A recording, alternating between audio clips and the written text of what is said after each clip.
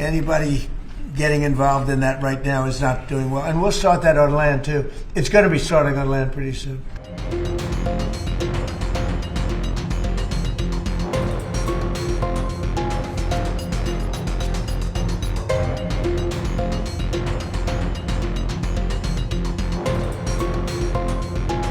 Amid rising tensions in the Caribbean, the United States successfully intercepted and seized an oil tanker operating off the coast of Venezuela, marking a significant escalation in the region that has drawn international attention.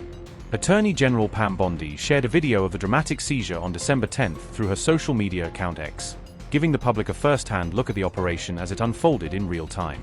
In the footage, armed soldiers were seen descending onto the vessel from a military helicopter, skillfully using ropes to rappel onto the deck in a highly coordinated and tactical maneuver. The video also showed uniformed men moving across the ship with their weapons drawn, maintaining full control of the vessel and ensuring the operation proceeded safely and efficiently.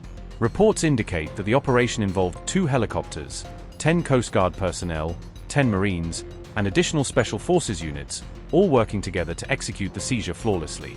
According to sources, the helicopter used during the mission had been deployed from the USS Gerald Ford, demonstrating the involvement of the Navy in this complex and high-stakes maritime action. Pam Bondi stated that the oil tanker had been actively used to transport sanctioned oil from Venezuela and Iran, directly violating international regulations and U.S. sanctions imposed on both countries. The sanctioned tanker was part of an illicit oil network that provided support to terrorist groups, Bondi said, emphasizing the strategic importance of disrupting these operations for American security. The vessel, identified as Skipper, had reportedly been falsifying and spoofing its location for an extended period, making it difficult for authorities to track and intercept until now. When asked about the future of the oil on board the seized tanker, President Trump stated plainly, "We'll keep it," signaling that the U.S. intends to retain control over the cargo. Trump also indicated that the United States would soon resume land-based operations targeting Venezuela's so-called narco-terrorism, suggesting further military involvement in the region. With Venezuela, now that we've seized this tanker, is the campaign against Venezuela still just about drugs, or is it now also about oil? Well, it's about a lot of things, but one of the things it's about is the fact that they've allowed millions of people to come into our country from their prisons, from gangs, from drug dealers, and from mental institutions, probably proportionately more than anybody else. They came in from many countries. We're getting them out. We had 11,888 murderers come into our country.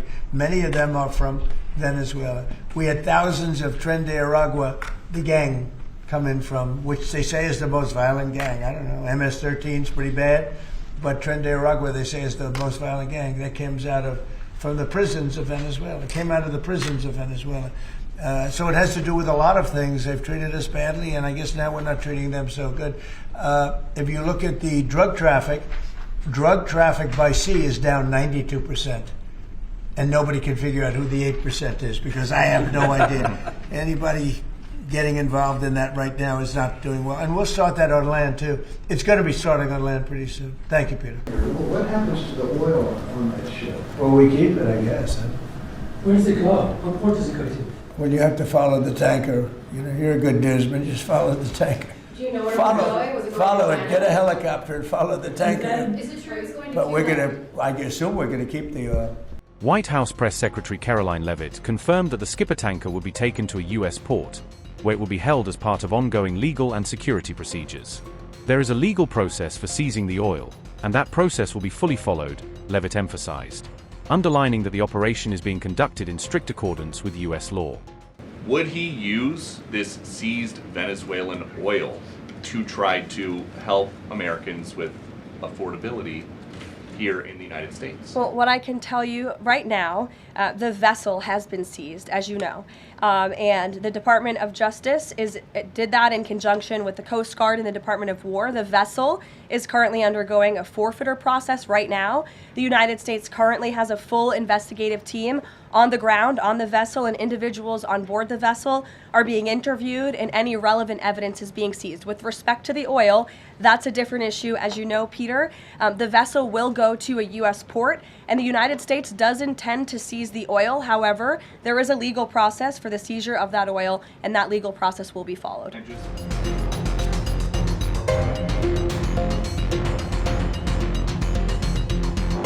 Caracas quickly condemned the seizure, labeling it as an act of international piracy, and sharply criticizing the United States for its aggressive actions in Venezuelan waters.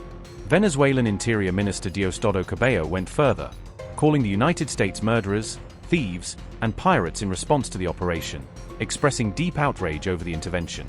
Earlier, President Nicolás Maduro declared that Venezuela would never allow itself to become an oil colony, reaffirming the country's commitment to sovereignty and control over its natural resources.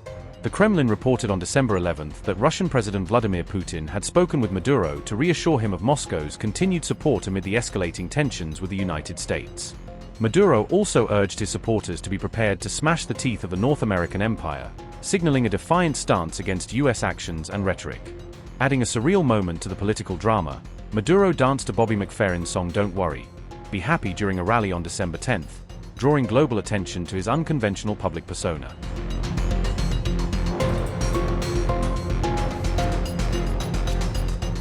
However, diplomatic pressure on Maduro is increasing as tensions with the United States continue to escalate, raising questions about his ability to maintain control over Venezuela. Neighboring countries have suggested that Maduro's departure could help resolve the ongoing crisis, with some officials arguing that a leadership change may pave the way for stability and peace, according to The Guardian. Colombia's foreign minister indicated that her government would be willing to offer asylum to Maduro, signaling regional readiness to facilitate a potential political transition. This statement came after Colombian President Gustavo Petro called for the establishment of a transitional government in Venezuela, aiming to create a pathway for political reform and a peaceful resolution. Nobel Peace Prize laureate Maria Corina Machado also reiterated her call for Maduro to step down, reinforcing the growing international consensus that leadership change may be necessary to resolve the crisis.